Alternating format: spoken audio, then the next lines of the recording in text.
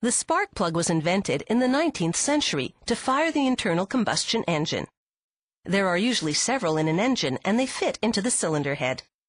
When the plugs are all working, it means your trip will have a good start.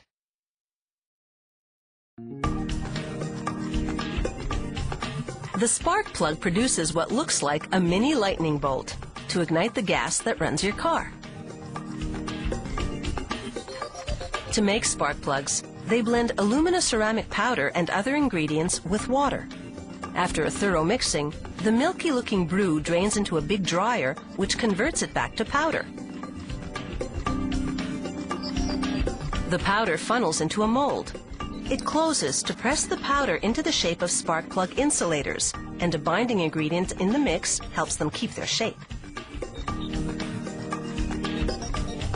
An automated system loads them onto mandrels that spin the ceramic insulators against a grinding wheel. It grinds them into a more graduated shape and does a very precise job. These ceramic shapes are quite fragile, and they'll need to be baked in order to harden. But first, a tester double-checks the measurements with a laser tool. Then they bake in this very hot kiln until they're extremely hard. This takes up to 24 hours. While the insulators are in the kiln, tools ram steel through shaped cavities called dies. They're essentially punching out shells that will be the spark plug casings.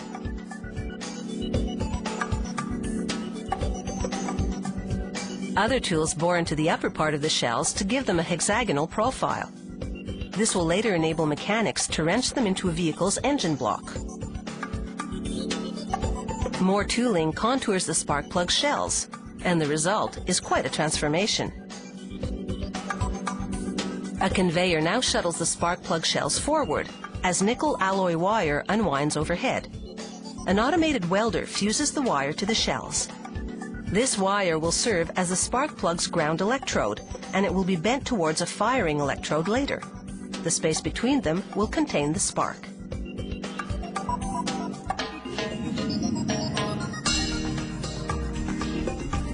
Ridged rollers carve threads in the steel shells so they can be screwed into the engine block. The shell then gets a protective, silvery finish. The ceramic insulators are now out of the kiln, and it's time to roll on the insignia.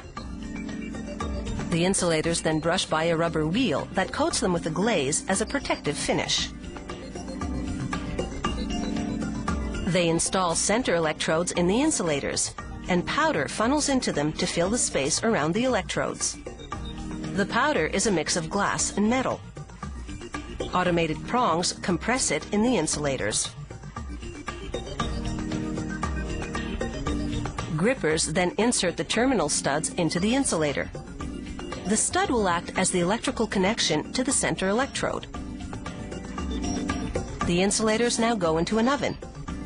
The black powder melts around the studs and center electrodes to seal them inside the insulator cavity.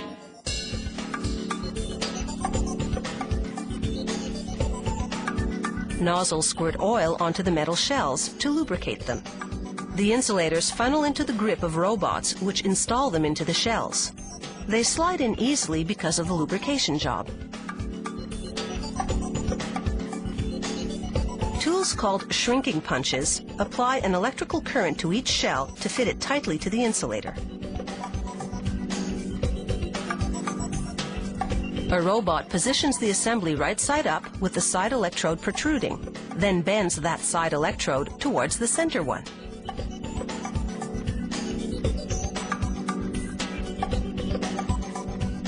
The robot then collects the spark plugs and sends them down the line.